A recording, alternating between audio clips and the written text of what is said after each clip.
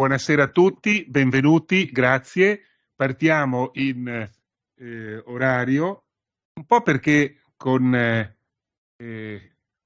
abitudine alle riunioni che abbiamo avuto tutti quanti noi, con Zoom, con la pandemia, in cui appunto ci si collegava chi dai posti di lavoro, chi da casa, chi dagli uffici, eccetera, e si partiva e si parte sempre in perfetto orario, anche se non abbiamo più la necessità di dover fare appunto le riunioni esclusivamente con collegamenti da remoto, ma grazie a Dio anche di nuovo in presenza, no? Ecco, però quella buona abitudine della puntualità credo che sia un'abitudine da portare anche nel discorso della presenza.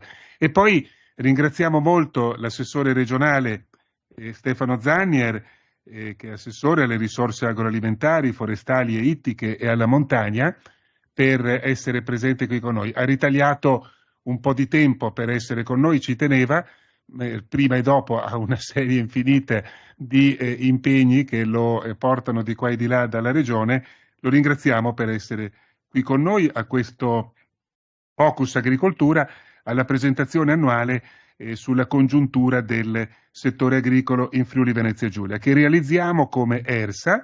Ogni anno accanto al rapporto congiunturale facciamo anche un approfondimento e quest'anno è sulla soia e su altre colture oleaginose, sempre ovviamente nella nostra regione in Friuli Venezia Giulia. Allora io, visto che il tempo per l'assessore è tiranno, nel ricordare che l'incontro viene registrato e che sarà poi appunto messo a disposizione di chi non è potuto intervenire sul sito di ERSA e sarà pubblicizzato sui canali social di ERSA. Quindi nel ricordare questo do immediatamente la parola, ringraziandolo ancora, all'assessore Stefano Zannier. Grazie mille Daniele, un buon pomeriggio a tutti. Come giustamente accennato, io normalmente ho l'abitudine di fermarmi a tutti questi incontri, oggi è praticamente impossibile, quindi sono costretto a fare questi saluti iniziali. Mi dispiace perché mi sarebbe piaciuto anche guardare più nel dettaglio il materiale e magari commentarlo assieme a voi, però oggettivamente non è possibile. Parto con un ringraziamento che è il ringraziamento a iniziare da Francesco Meniussi, direttore generale di ERSA, Daniele D'Amele, il direttore del servizio, ma tutti i collaboratori di ERSA, è quello di continuare su una strada che abbiamo intrapreso, che è quella di fare analisi agraria e diffusione dei contenuti. Questo perché rientra nella mission propria dell'ente e quindi credo sia giusto fare delle attività che poi possano essere rese disponibili. In questo caso sono delle fotografie, ma in altri casi sono delle vere e proprie elaborazioni per poter aiutare il comparto agricolo e agroalimentare anche a programmarsi in quella che è l'attività futura e poter confrontarsi in modo da interagire. Infatti molte di queste azioni nascono da un'attività di intervista e di raccolta di dati che ci consentono di stringere questi legami sempre di più con gli operatori. Credo che questo sia un risultato molto importante. Faccio solo una breve considerazione, l'ho detto poco fa anche dal punto di vista della raccolta dei contributi visivi. Quando noi facciamo un'operazione su un'annualità precedente, molte volte abbiamo la tentazione di assumere quel dato come un dato di tendenza. Se questo lo facciamo sul 2022, il tutto non funziona, perché ci sono state una serie di variabili che hanno sconvolto l'ordinarietà, hanno messo in condizione l'intero comparto di doversi confrontare da un lato con una crisi geopolitica che ha creato con la situazione della guerra delle condizioni assolutamente straordinarie di tensioni sui mercati e quindi di volatilità dei mercati stessi che non possono essere ascritte a una condizione di normalità. Dall'altro una condizione legata alla situazione agraria condizionata in una maniera incredibilmente forte dagli eventi determinati dalla siccità. questi due fattori messi assieme è come avessero un po' appiattito la nostra capacità di non tanto valutare quelli che sono stati gli effetti, perché su quello siamo coerenti rispetto a una fotografia precisa dei risultati, ma sicuramente hanno tolto la capacità di utilizzare quel dato in analisi rispetto a una reale tendenza dei mercati e di conseguenza del comparto. Quindi è una situazione decisamente particolare su cui però alcuni segnali credo siano interessanti comunque per la valutazione. Perché? Perché in una situazione di emergenza ci sono state alcune azioni di adattamento alla situazione di emergenza da parte del comparto agricolo che potrebbero invece essere estremamente importanti anche in via strutturale. L'incremento delle forme di collaborazione, l'incremento della capacità di organizzazione delle produzioni agricole, e quindi quando entrerete vedrete nel dettaglio quanto emergerà rispetto ad esempio al conferimento delle oleaginose, ovvero anche delle altre tipologie di cereali. Ci sono state delle operazioni che hanno consentito di gestire queste produzioni all'interno di un sistema che si è riaggregato. Abbiamo una linea di tendenza dove comunque, se dovessimo chiedere oggi qual è la preoccupazione più grossa, anzi oggi forse no, ma un mesetto fa qual era la preoccupazione più grossa del comparto agricolo, era la disponibilità dell'acqua. E questo è un punto cardine. E questo non cambierà né quest'anno, né il prossimo, né gli anni successivi, perché qui sì possiamo fare un'analisi su una serie storica. Mentre sulle condizioni di mercato non la possiamo fare perché sono state sconvolte dagli eventi, la situazione climatica può essere già affrontata guardando a quelle che sono le prospettive, le proiezioni di quanto è accaduto negli ultimi anni.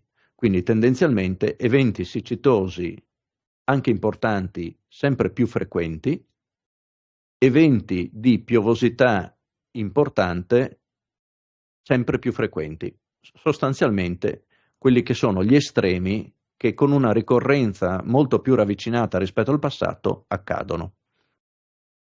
Se su quelli dell'elevata presenza d'acqua, io penso alle condizioni in cui si trovano i colleghi in Emilia-Romagna, oggettivamente è una condizione devastante, e teniamo conto che con quello che è caduto in 24 ore non l'avremmo fermato neanche con gli argini a 50 metri di altezza, perché parliamo di centinaia e centinaia di millimetri in 24 ore, quindi un mare che si riversa immediatamente a terra.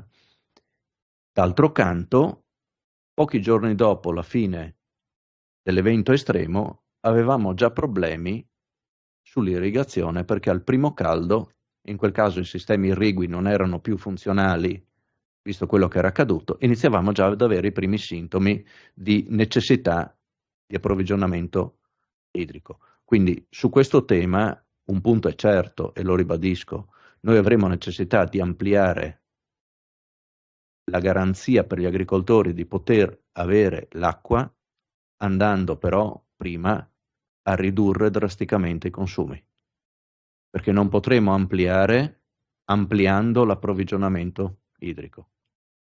Vuoi perché è tecnicamente quasi impossibile da effettuare senza operazioni che stravolgono completamente il sistema, vuoi perché non ha senso fare un'operazione del genere se prima non risolviamo l'efficientamento massimo di quello che oggi abbiamo, andando a recuperare quella risorsa che si risparmierà per poter quindi ampliare la superficie asservita, la superficie irrigua.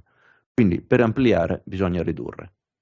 E questo è un messaggio che sta iniziando a girare e lo vediamo in alcuni casi dal punto di vista strutturale con degli investimenti che consentono di utilizzare le migliori tecnologie, ma dall'altro anche dal punto di vista culturale, perché c'è stata una modifica dei piani culturali aziendali che hanno privilegiato, in alcuni casi anche con la necessità di andare a ruotare le colture, ma hanno privilegiato un sistema che fino a pochi anni fa non era assolutamente presente, quindi colture autunno-vernine molto importanti, con superfici molto importanti, secondi raccolti, e quindi vedremo sostanzialmente un'evoluzione in questo senso anche nei prossimi anni.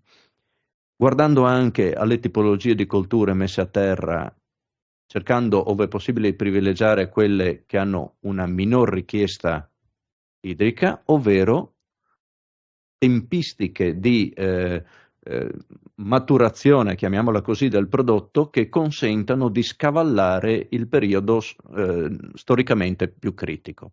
Questo credo sia un segnale di adattabilità molto importante che è stato colto, e quindi chiudo con, perché ormai si viaggia solamente per slogan qui, allora da un lato ridurre per poter ampliare, dall'altro io riesco a cambiare rapidamente le colture.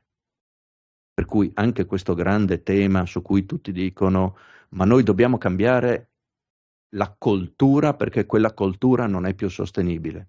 La coltura si cambia, tranne per le poliennali o per gli impianti arborei, si cambia in un anno. Cioè io un anno posso produrre mais, l'anno successivo posso produrre sorgo. Banalizzo. Quindi culturalmente il cambio è facile. Culturalmente il cambio sull'uso dell'acqua è difficile. Ecco, questo è il grande tema su cui serve cultura intesa anche come sostegno dal punto di vista tecnico nella informazione e diffusione di quelle che sono le possibilità oggi disponibili per efficientare il sistema, finanziario per strutturare il sistema di distribuzione ad essere pronto a dare un'effettiva efficacia a questi metodi ad alta efficienza, finanziario per consentire anche alle imprese di adattare le gestioni culturali a questi nuovi meccanismi. Quindi è un lavoro sicuramente molto più lungo, però questo è il dato che, se qualcuno mi chiedesse oggi cosa oggettivamente si può certificare, e dall'analisi non solo di un anno, ma è stata confermata l'analisi storica, sicuramente la gestione dell'acqua, ed è quello il punto focale su cui, a prescindere da quale coltura, abbiamo la certezza che senza quella risorsa non riusciremo ad ottenere un risultato. Io vi chiedo scusa veramente di questa velocissima introduzione in parte, anche se di introduzione non è proprio corretto parlare, ma di un ringraziamento a tutti voi che avete lavorato, ma a tutti voi che siete qui presenti e a coloro i quali intenderanno sfruttare i dati usciti da questo rapporto congiunturale, che ci consentirà comunque di fare delle analisi oggettive, perché questo è sempre una questione culturale. Noi dobbiamo sempre più oggettivizzare la nostra analisi e sempre meno rimanere ancorati a quelle che sono le idee su dove e come potremmo affrontare le situazioni future. Per il resto, per quest'anno ci facciamo sempre un in bocca al lupo.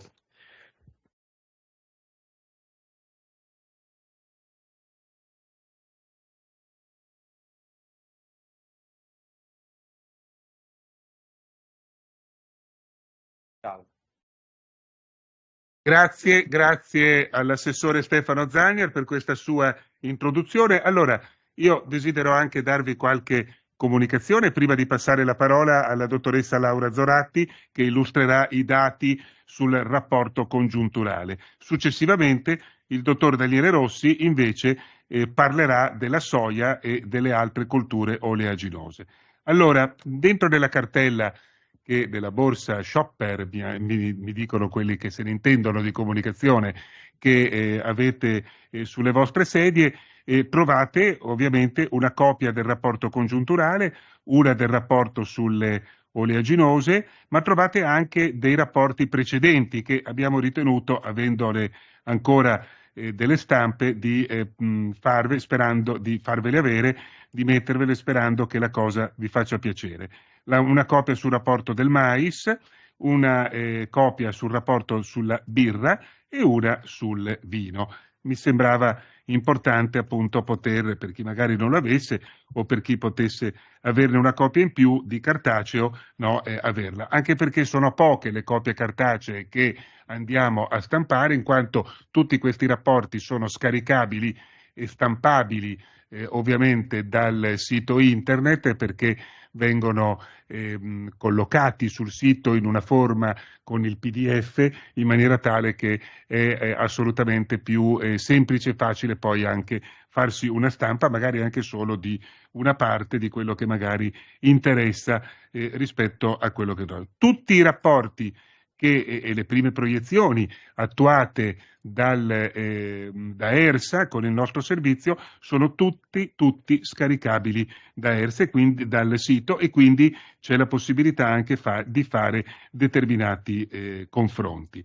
Ringrazio anch'io le persone qui presenti, non solo quelle al tavolo con me, ma anche quelle in sala. Ringrazio la direttrice centrale Miniutti, il collega direttore di servizio di ERSA Tonello, i rappresentanti delle associazioni di categoria che vedo e di Io sono Friuli Venezia Giulia, che sta lavorando molto bene, a cui ERSA dà anche un piccolo contributo in termini ogni tanto nelle riunioni di quelle che possono essere determinate rapporti. Ma serve poco, perché in effetti devo dirlo, e colgo l'occasione, mi fa piacere dirlo pubblicamente, che stanno lavorando assolutamente molto bene. Anche l'ultima relazione che ci è stata data su alcuni dati commerciali, no, è stata veramente di grande interesse e quindi un plauso a chi opera così positivamente. Bene, allora Laura, dove ti metti? Ti metti vai da là? Perfetto, bene, a te la parola.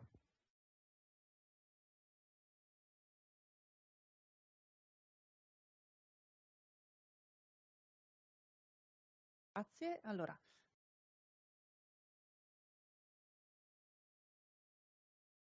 eh,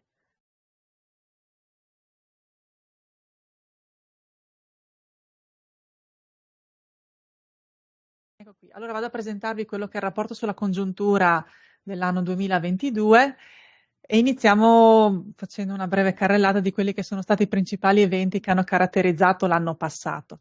Come si anticipava prima, innanzitutto il conflitto tra Ucraina e Russia ha creato una situazione di generale instabilità e di incertezza, con un aumento dei prezzi delle materie prime che ha intaccato tutti i vari settori e anche quello agricolo. Infatti basti ricordare che all'inizio, allo scoppio della guerra, i prezzi dei concimi sono aumentati in maniera molto marcata e di conseguenza c'è stata una situazione molto particolare a cui le aziende hanno dovuto far fronte. Accanto a questo si è sommata la forte siccità e le elevate temperature che hanno caratterizzato tutta l'estate, ma è una situazione che già era partita dal dicembre del 2021, dove c'è stata una situazione di forte siccità che è perdurata per molti mesi e la crisi idrica ha comportato inevitabilmente alcune perdite di produttività per alcune colture, non tutte, adesso andremo a vedere quali, però come vedete dalla mappa le zone, qui è evidente vedere quali sono le zone che maggiormente sono state interessate da questa situazione. Nel 2022 faccio un discorso sulla SAU perché si è visto che più di 240.000 ettari nel 2022 sono stati coltivati e c'è stato un incremento importante, un più 10,2% rispetto all'anno precedente.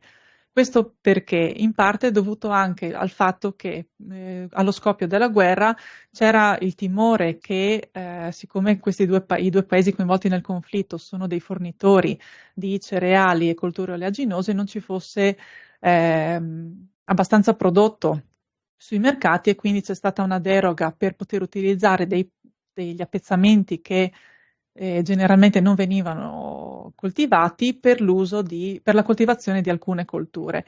E infatti, come si vede qui dalla tabella, i seminativi hanno subito un aumento molto importante. Vediamo un più 21% e più di 140.000 ettari, quindi la maggior parte degli ettari coltivati è stata destinata ai seminativi. Andando un po' più nel dettaglio di quelle che sono le superfici coltivate, vediamo che la principale coltivazione in termini di superfici nel 2022 è stata la soia.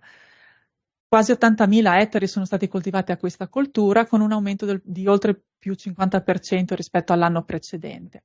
Segue il mais, che invece soffre una situazione di calo delle superfici che si protrae ormai da qualche anno, mentre continua la coltivazione dei superfici a vigneto, vediamo più 2,3%, e è stato registrato un aumento anche delle, come si diceva prima, delle coltivazioni dedicate a frumento tenero e orzo anche per i secondi raccolti destinati alla soia. Se guardiamo questa tabella invece dal punto di vista delle produzioni, vediamo come la prima produzione regionale sia l'uva da vino. Più di 370.000 tonnellate sono state prodotte l'anno passato. Infatti, nonostante la siccità, le piogge che sono arrivate al mese di agosto hanno permesso di salvare la stagione, e vediamo che c'è stato appunto un incremento, un più 10% della produzione rispetto all'anno precedente. La seconda coltivazione per produzione è il mais. Qui vediamo un segno negativo dovuto sia alla diminuzione delle superfici, sia all'annata particolarmente siccitosa. Infatti, soprattutto nelle zone non irrigate, la produzione è stata negativamente impattata. Segue la soia, più 41,6%, e anche frumento tenero e orzo hanno beneficiato sia dell'aumento delle superfici, sia del fatto che le piogge che sono arrivate primaverili hanno permesso comunque di portare a maturazione queste colture e di operare il raccolto. I prezzi medi annuali sono aumentati marcatamente. Vediamo qui per il mais oltre 300 euro tonnellate, più 36%, ma anche frumento tenero e orzo andiamo oltre le 300 euro tonnellata. La soia e il girasole, coltura oleaginosa, addirittura superiamo i 600 euro tonnellata. Questo cosa ha comportato? Che per gli agricoltori che hanno venduto il prodotto subito dopo il raccolto, per loro è stato, questo gli ha permesso di compensare i costi che avevano sostenuto a inizio anno a livello di aumento di carburanti e di concimazioni. Però l'altro rovescio della medaglia è che, per esempio, le aziende zootecniche hanno dovuto, per le aziende zootecniche questo è diventato un ulteriore costo, perché anche la mangimistica ne ha risentito. Vediamo infatti poi che a catena anche i prezzi per il pollame, per le uova, per il latte hanno subito degli incrementi sostanziosi. Per quanto riguarda quindi la zootecnia e il settore ittico, vediamo, risaltano rispetto all'anno passato un aumento particolare della produzione di pollame. Il numero di polli e tacchini allevati è aumentato del più 8%, e anche le galline ovaiole più 60,7%. Questo per effetto di una richiesta maggiore da parte del mercato di questa tipologia di carni, e anche per effetto di una minore offerta sul mercato per episodi di aviaria che hanno portato ad aumentare l'offerta qui in regione. Per i bovini invece continua la diminuzione degli allevamenti a indirizzo lattifero, però si registra un aumento del latte biologico, più 4,4%, con 9.000 tonnellate prodotte l'anno passato. E aumentano i capi destinati invece alla produzione di carne. Vediamo qua più 4,4%, con oltre 10.000 capi allevati.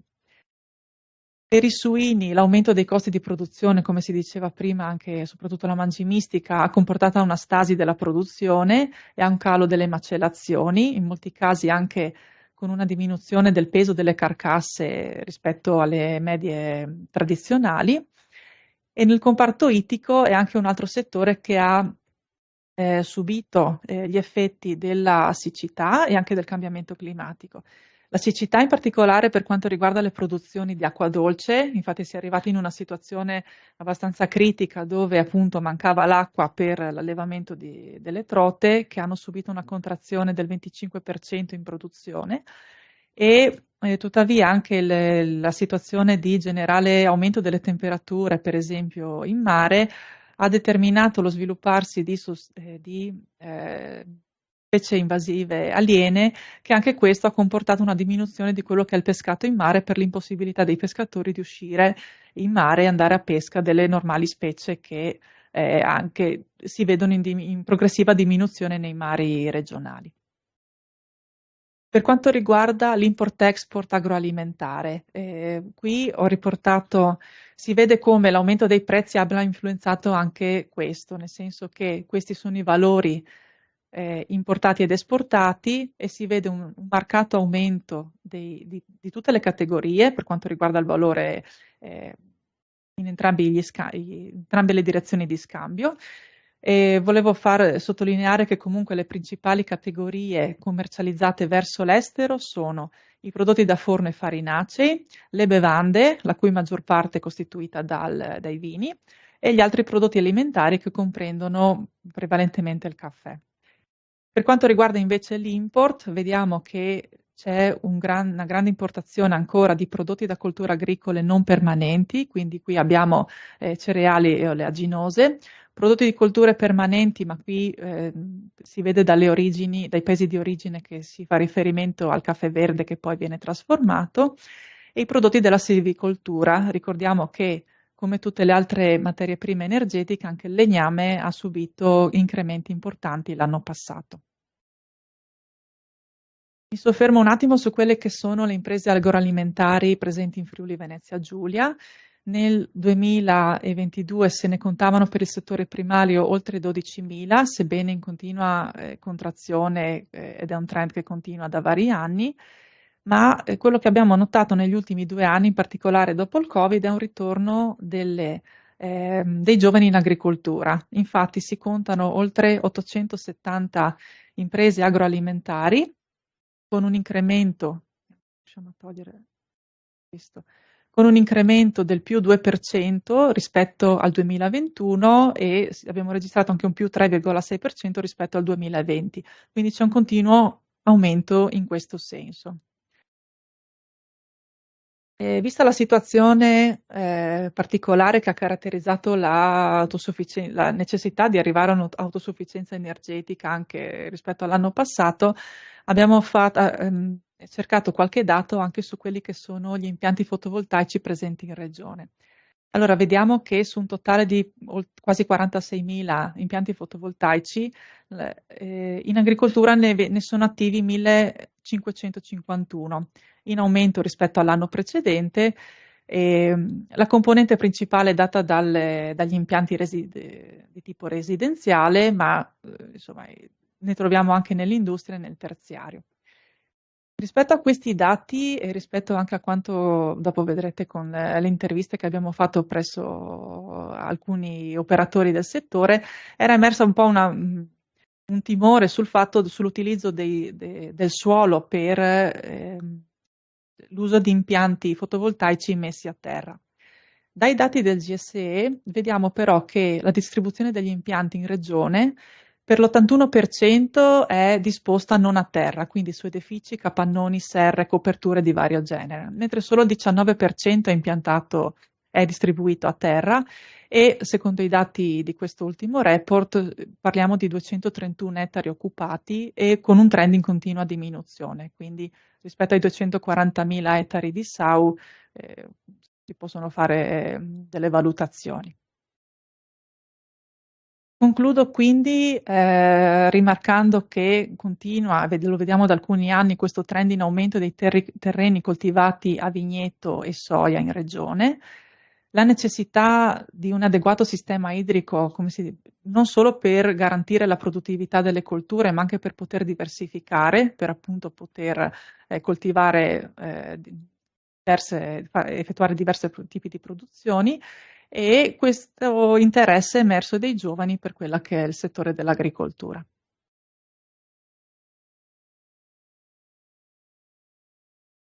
Grazie alla dottoressa Zoratti. E allora è già pronto per il secondo report, il focus sulle oleaginose, con in particolare principale la soia, il dottor Daniele Rossi. Dimmi quando sei pronto che io mi taccio e ti cedo il microfono. Eccomi. Bravo, vai. Buonasera. Allora, innanzitutto la prima slide è un riepilogo di quello di cui andrò a parlare, nel senso che partirò dal contesto generale, quindi a livello mondiale, per poi scendere via via nel particolare, quindi a livello europeo e nazionale, poi entreremo nella nostra regione. Parleremo di soia, di colza e girasole. A livello mondiale le superfici a soia nel 2021 sono state pari a 129 milioni e mezzo, in aumento del più 24,7% rispetto al 2011, quindi in un decennio. I principali paesi produttori sono stati Brasile e gli USA, che sono anche stati poi i principali esportatori, mentre come principali paesi importatori ci sono la Cina e l'Unione Europea. Infatti, come era messo nella slide precedente, l'Unione Europea incide a livello mondiale meno dell'1%. Questo però si può legare anche al fatto della necessità di soia e quindi all'aumento delle superfici che nell'Unione Europea è stato registrato nell'ultimo decennio, in questo caso, data la fonte diversa, il decennio considerato è 2022 rispetto al 2012, quindi 1,1 milioni di ettari con un aumento appunto di quasi il 150%. I principali paesi produttori sono l'Italia, la Francia, la Romania e l'Austria. Le importazioni e le esportazioni, come possiamo vedere anche dai grafici, le importazioni sono superiori, 16,2 milioni di importazioni in aumento nell'ultimo decennio, mentre invece le esportazioni appena di 2 milioni che invece sono in diminuzione. In Italia anche le superfici sono in aumento negli ultimi 10 anni, un po' più piccoli, insomma 123,9%, con anche qua un aumento delle importazioni e una diminuzione delle esportazioni e anche in questo caso con valori ovviamente diversi tra di loro, quindi 2,1 milioni di tonnellate contro 22,6 mila. Rimanendo a livello nazionale è anche interessante notare, al di là del trend dell'aumento di superficie e quindi anche delle produzioni, questo grafico sulla destra che mostra il rapporto tra le superfici investite a soia per ogni regione rispetto alla SAU totale. Per il Friuli Venezia Giulia questo rapporto vale il 33% ed è il primo a livello nazionale. Adesso è il turno della colza, anche qua a livello mondiale le superfici e anche le produzioni sono aumentate rispetto al 2011. I principali paesi produttori sono Canada, India, Cina e l'Unione Europea, ma è interessante notare come se il Canada, che è uno dei principali paesi produttori, è anche il principale paese esportatore, l'Unione Europea è anche un paese importatore al pari della Cina. A livello europeo le superfici e le produzioni sono in aumento e i paesi produttori principali sono Francia, Germania, Polonia e Romania. Le importazioni nel 2022 sono ammontate a 13,9 milioni di tonnellate, in aumento di oltre il 30% rispetto al 2012, mentre le esportazioni sono di 7,4 milioni di tonnellate, anche queste aumentate. A livello italiano invece è l'aumento di superficie più marcato, quasi l'80%, per un aumento della produzione nell'ultimo decennio di oltre il 100%, ed è stata registrata una diminuzione sia delle importazioni che delle esportazioni. Le superfici di girasole a livello mondiale sono in aumento, più 15%, ma notiamo come invece la produzione sia aumentata ben di più, quindi quasi il 45%. I principali paesi produttori sono anche i principali paesi esportatori e sono Russia e Ucraina, di cui ha parlato anche prima brevemente Laura, insomma, sulle problematiche connesse. E i principali paesi importatori sono India e proprio l'Unione Europea, che comunque nell'ultimo decennio ha investito quasi il 20% in più di superfici. I principali paesi produttori sono Romania, Bulgaria e Francia. Ecco, per quanto riguarda le importazioni ed esportazioni, ho presentato dei grafici un po' diversi. Ho presentato anche l'olio, le importazioni e esportazioni di olio oltre che di semi. Perché per quanto riguarda soia e colza, la frazione, la percentuale sul totale dell'olio era trascurabile, qua invece no, quindi ho preferito presentare questo tipo di grafico. Quindi con le importazioni, che in particolare dei semi più 107,2% nel 2022 rispetto al 2012, più 94,6% dell'olio, mentre invece le esportazioni più 19,3% quelle dei semi, mentre invece quelle dell'olio molto di più 87,5%. A livello italiano invece le superfici sono sostanzialmente stabili, nel senso che nell'1% sono diminuite neanche dell'1%, tuttavia la produzione invece è aumentata del 42,5%.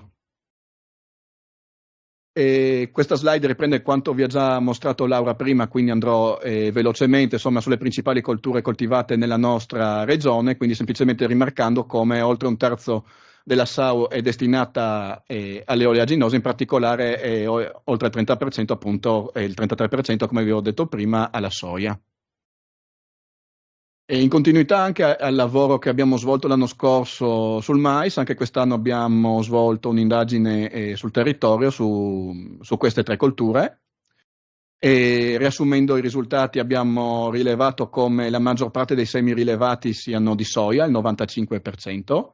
La provenienza di tali semi è principalmente regionale, ma la destinazione è principalmente in Italia. Soia e girasole sono usati principalmente per l'estrazione di olio alimentare e di mangimi, la colza per i mangimi, biocarburanti e lubrificanti. Abbiamo cercato anche di mettere in luce le criticità e i punti di forza. Le criticità c'è l'aumento dei prezzi delle materie prime, la disponibilità di acqua, insomma, di cui si è parlato, la necessità di specializzarsi non solo sul piano agronomico, ma anche a livello biologico e biochimico, nonché gestionale e imprenditoriale. La presenza di un mercato condizionato dalla dipendenza del prodotto estero e dalla presenza di pochi acquirenti che gestiscono la quasi totalità del prodotto regionale, lasciando poco margine competitivo, e anche la comunicazione tra gli operatori. Tuttavia si è riusciti anche a cooperare, e la cooperazione è sicuramente un punto di forza. E un altro punto di forza è avere sedi di stoccaggio specifiche per ogni singola coltura, così come anche la diversificazione dell'offerta, quindi colture biologiche, filiere sostenibili, orzo da birra, mais alimentare, mais bianco, mais ceroso, e infine anche le collaborazioni con la grande distribuzione. Io ho concluso, però prima volevo ringraziare, a parte i vari colleghi di ERSA che ci hanno dato una mano, anche l'Osservatorio Economico Agroalimentare di Veneto Agricoltura e ovviamente chi ha partecipato all'indagine.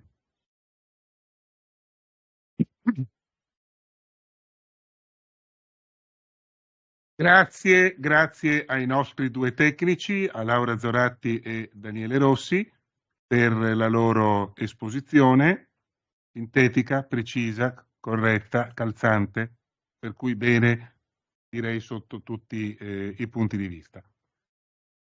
Se ci sono degli interventi, delle domande, delle considerazioni, un qualcosa che qualcuno desiderasse appunto fare, vi invito a venire al leggio, sul palco e accendere il microfono e fare ognuno, chi lo desidera, il proprio intervento. Qualcuno vuole rompere il ghiaccio? Partiamo dalla prima fila. Vai, ecco.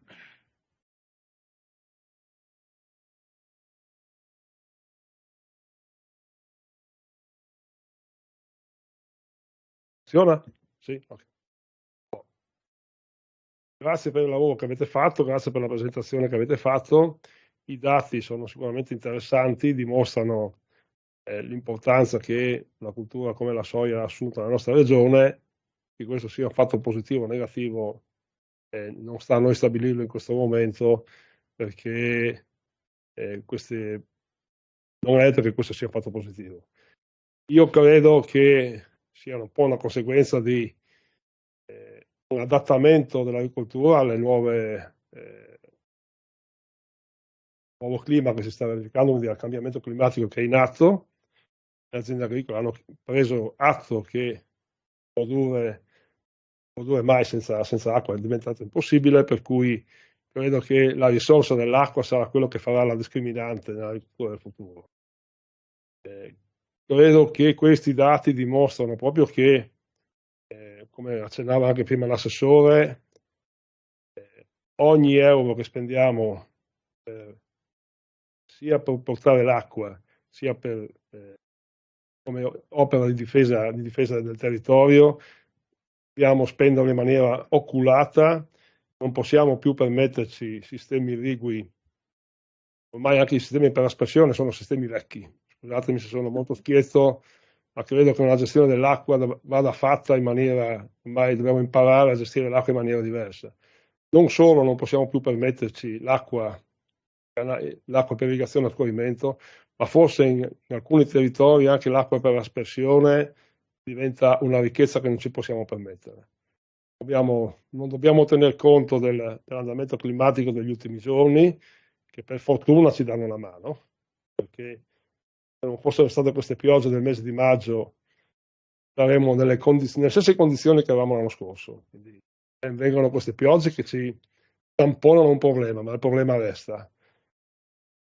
Credo che gli investimenti che dovremmo fare in agricoltura, ognuno per la sua parte, l'azienda agricola per quanto gli spetta, all'ente pubblico sulle infrastrutture, devono andare soprattutto in questa direzione. Io faccio sempre un'affermazione: l'azienda agricola deve essere messa nelle condizioni di produrre, poi il trattore se lo può cambiare anche da solo. L'agricoltura 4.0 mi può interessare se questa è rivolta ai sistemi irrigui in questo momento, ma per finanziare cambio di macchinari forse no. Io sono molto schietto, ho una mia visione su questo, credo che veramente in questo momento se abbiamo un euro da spendere, quella è la direzione in cui dobbiamo spendere. Questo non vuol dire che l'agricoltura di precisione non sia interessante, non sia un'opportunità, ma senza l'acqua l'agricoltura di precisione non ci serve. Quindi questo credo sia un input, che sia un filo logico che ci deve guidare sia noi come organizzazione di riferimento, ma anche la regione e le imprese agricole come investimento. Grazie. Grazie a lei. Se ci sono altri interventi, prego. Datevi pure. Benissimo.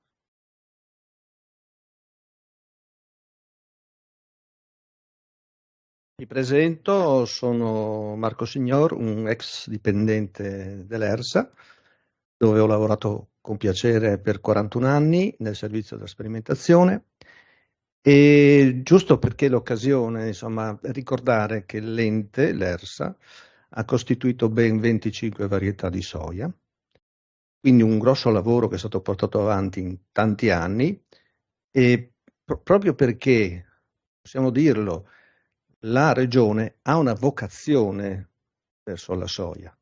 Le superfici che vedevamo prima, oltre agli incrementi che possono essere contingenti, l'annata, però ormai ha una diffusione e anche vorrei sottolineare l'aspetto della moltiplicazione del seme. Molto seme venduto dalle ditte sementiere viene prodotto in regione. Quindi c'è un aspetto qualitativo anche della produzione della soia. Poi posso essere d'accordo con Castagnaviz riguardo alla gestione di questo prodotto, no? Però dal mio punto di vista, mi devi scusare, ma per me la soia è un prodotto splendido, non ha bisogno di azoto, proteine a manetta. E poi la cosa interessante che credo fosse venuto fuori anche prima dall'assessore è la rapidità con cui gli agricoltori hanno capito che si può gestire il periodo critico della soia, che è quella prima metà di agosto, ritardando le semine. Molti ormai, specialmente nel nostro medio Friuli, non nella bassa, giustamente dovrebbe essere le semine di inizio maggio, sono quelle più normali. Qua da noi, parlando del medio Friuli, si tende a ritardare proprio perché la coltura verso quel periodo critico è un po' più piccola e tollera meglio la siccità. Ovviamente se c'è l'acqua, tanto di guadagnato. Concludo dicendo che secondo me le varietà appunto di soia che hanno frutto del nostro lavoro per tanti anni sono potenzialmente tali, cioè sono competitive proprio perché sono state selezionate qua in regione.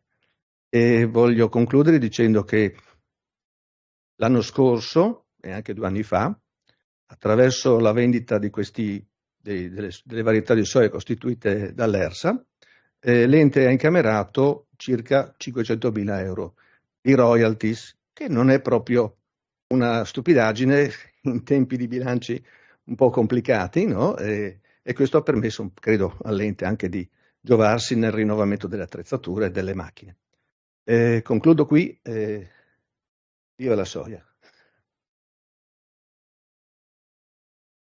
Grazie. Prego il dottor Francesco Miniussi, direttore generale di ERSA. Non dico di trarre le conclusioni perché non si conclude mai nulla, anzi è tutto un work in progress e quindi assolutamente, però di fare un suo intervento dandoci appunto degli spunti e anche dei giudizi sul lavoro che abbiamo fatto e che stiamo facendo. Prego direttore. Buonasera, io dovevo limitarmi a fare i saluti iniziali, invece poi le concomitanze degli impegni dell'assessore mi comporta che devo intervenire alla fine, ma intervengo veramente molto volentieri, anche perché gli spunti che sono emersi dalle persone che hanno parlato e che hanno arricchito notevolmente il pregevolissimo lavoro che è stato fatto da ERSA nell'ambito della presentazione del rapporto congiunturale e poi chiamiamola così, del focus sulla soia, diciamo, l'arricchimento che è stato dato mi consente di fare un ragionamento più ampio rispetto a quello che certe volte può sembrare una mera presentazione di dati. E qui siamo molto, molto oltre la mera presentazione di dati, perché in poche battute sono venute fuori delle linee programmatiche e politiche che non sono da poco, perché abbiamo capito, abbiamo sentito cosa significa sviluppare determinate culture in funzione di una filiera regionale. Allora, io che sono ormai vecchio ricordo il giornale della soia, anni credo 1980-1981, ERAPRA, è interregionale per la formazione professionale degli agricoltori, comincia a ragionare in termini di soia in Friuli Venezia Giulia, quando la soia era una cosa che si sapeva che veniva dalla Cina, più o meno, questo era così, quello che effettivamente compariva, semplicemente in termini di interruzione della monosuccessione al mais, che era un problema notevolissimo.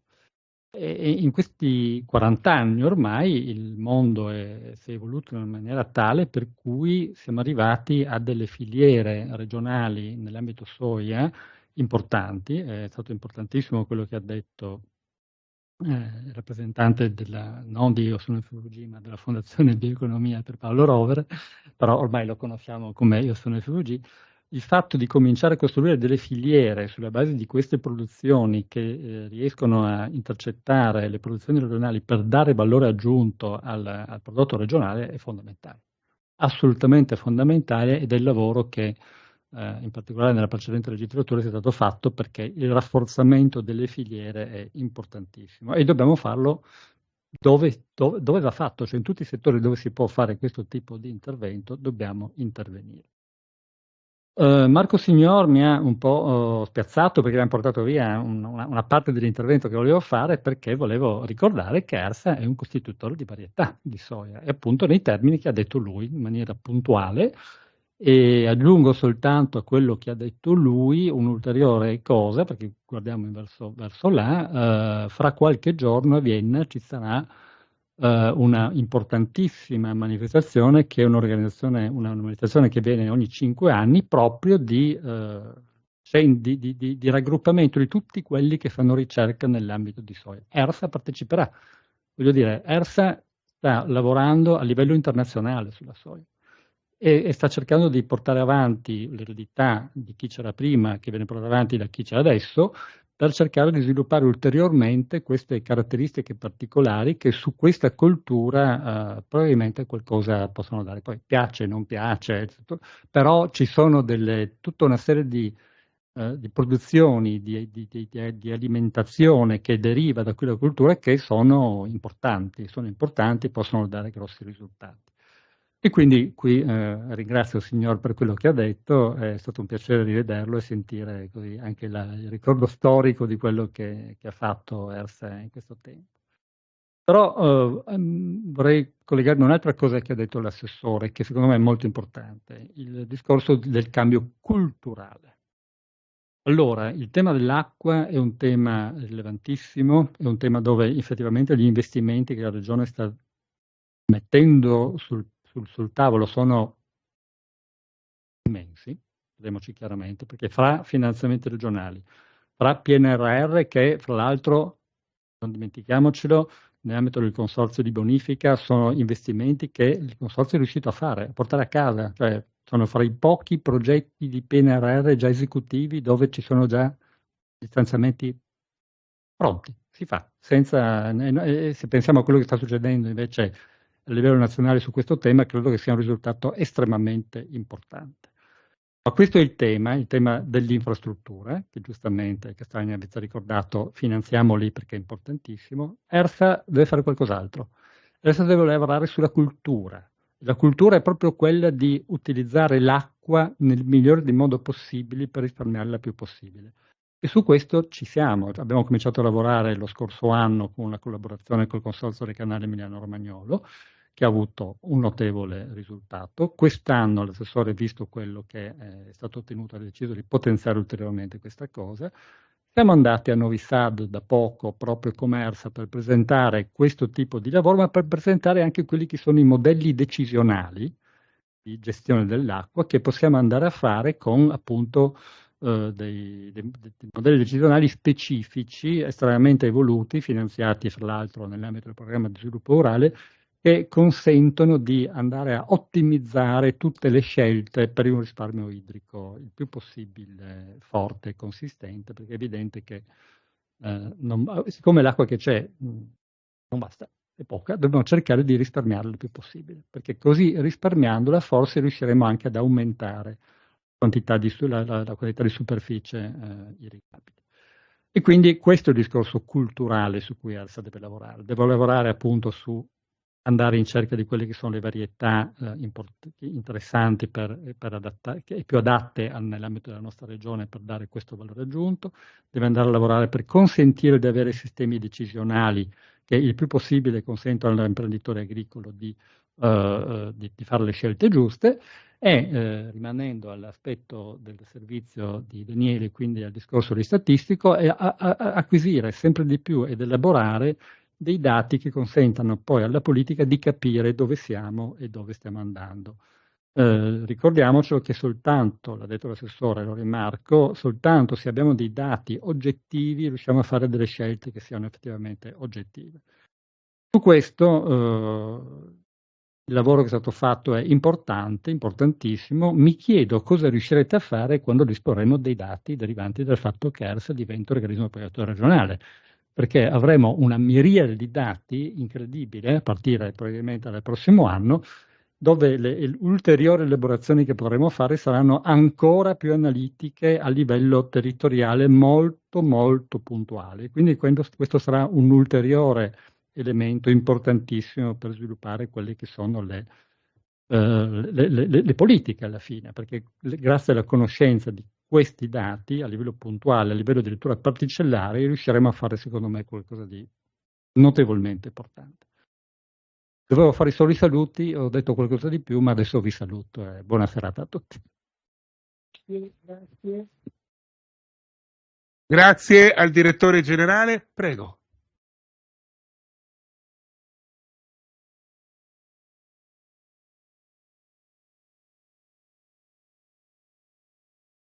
Buonasera a tutti, sono Ornella Gerolimetto, ma rappresento una ditta, non una cooperativa, ma una ditta sementiera, una ditta molitoria e dei commercianti all'ingrosso di cereali. Qui non so se si faceva la pubblicità della soia, però di mais non si è parlato. E io, si sente dall'accento, sono veneta di nascita, ma da 45 anni in Friuli. E mi ricordo che siamo venuti in Friuli perché il Friuli era maidicolo, giusto? C'era il mare di mais e anche bello e di qualità. Allora, io non so se qua c'è qualche altro commerciante o qualcuno che è interessato al mais, altrimenti chiudo il discorso. Posso parlare anche di questo. Che cosa possiamo dire e fare? Perché oggi i dati sono stati ottimi, contenti di averli visti, bravi, complimenti, però non si deve solo parlare, ma si deve agire. Io sono una di quelle che agisce e la nostra ditta è lo stesso. Bene le filiere, però vi posso dire per esempio che c'è la filiera dell'orzo per la birra, ci avete dato anche l'opuscolo, giusto? E qualche volta certe filiere non sono proprio così produttive, giusto? Perché magari mettono un orzo che è per il mangimistico e produce di più di quello della birra. I prezzi possono essere bene o no, ma non sempre sono adeguati al calo di produzione che fanno certe filiere, giusto?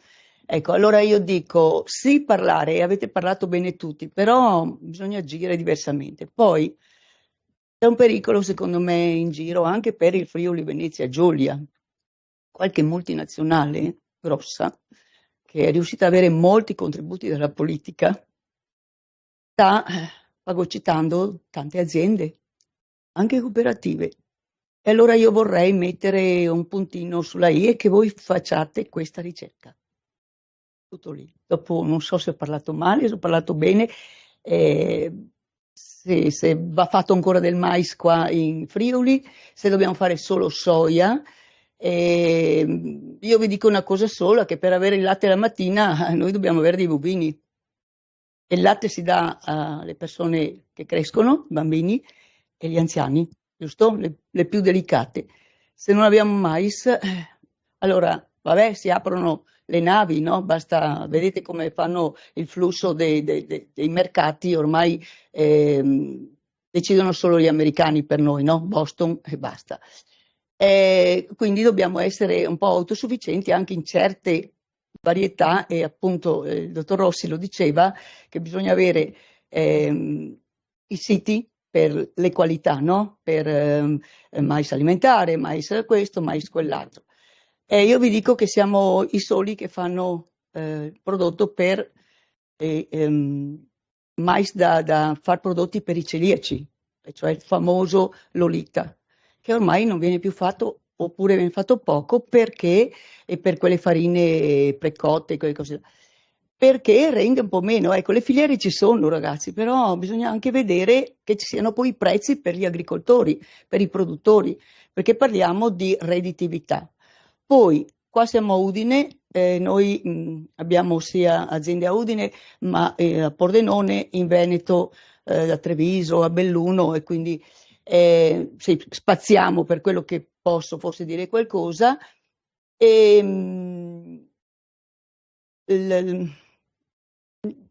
C'è tanto anche vite, giusto?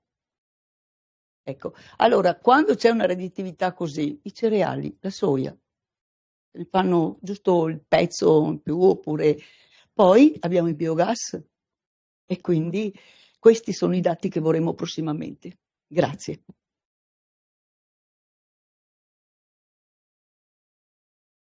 Allora, ringraziamo per questo ultimo intervento, a meno che non ce ne siano ancora altri. Nessuno vuole mettere la parola fine fino a quando non c'è, appunto, fino a quando c'è la possibilità di parlare. Per quanto riguarda il mais, proprio l'anno scorso abbiamo fatto il report e abbiamo presentato il report sul mais, che è scaricabile dal sito e che è dentro nelle vostre cartelle. Quindi di mais ci siamo occupati appunto l'anno scorso, ma continuiamo ad occuparci perché questi focus e questi report sono delle specializzazioni, degli approfondimenti, ma si continua negli anni successivi ad aggiornare su quel tipo di cultura all'interno del rapporto congiunturale. Quindi all'interno del rapporto ci sono tutti i dati appunto aggiornati rispetto a quel tipo di approfondimenti.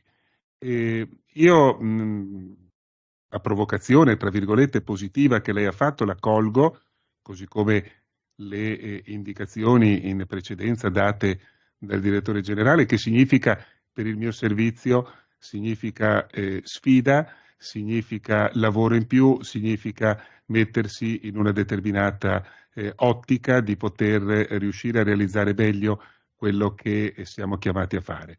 E noi che cosa siamo chiamati a fare?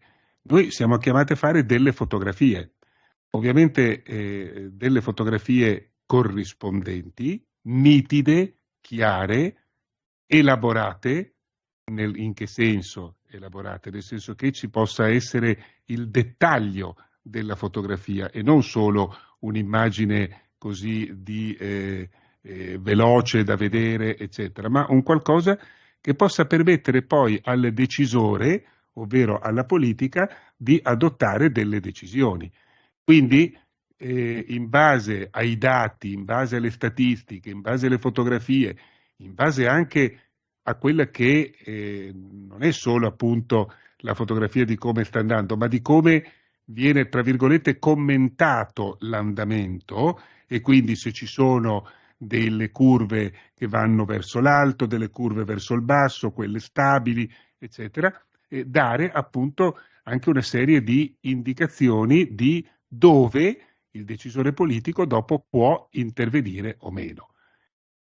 Credo sia un valore aggiunto, perché in una qualche forma, essendo poi pubbliche e pubblicizzati tutti questi dati, chi è la platea degli amministrati può rivolgersi agli amministratori e dire: scusa un attimo, qui ci sono questi dati che ti dicono queste cose, che si va in questa direzione. Se per caso il decisore politico decidesse, magari non motivando, di andare in una direzione opposta, ecco che ci sono le possibilità appunto per intervenire con dati di fatto e con giustificazioni. Devo dire, per la mia esperienza in questi anni, che invece siamo andati sempre nella direzione corretta, nel senso che io ho avuto più e più volte durante questi anni il direttore generale che mi ha detto: scusa un attimo, su quell'appunto, su quel dato, come siete? Approfondisci nell'arco di pochi giorni, eccetera, perché serve per sapere e avere appunto la possibilità di adottare delle decisioni.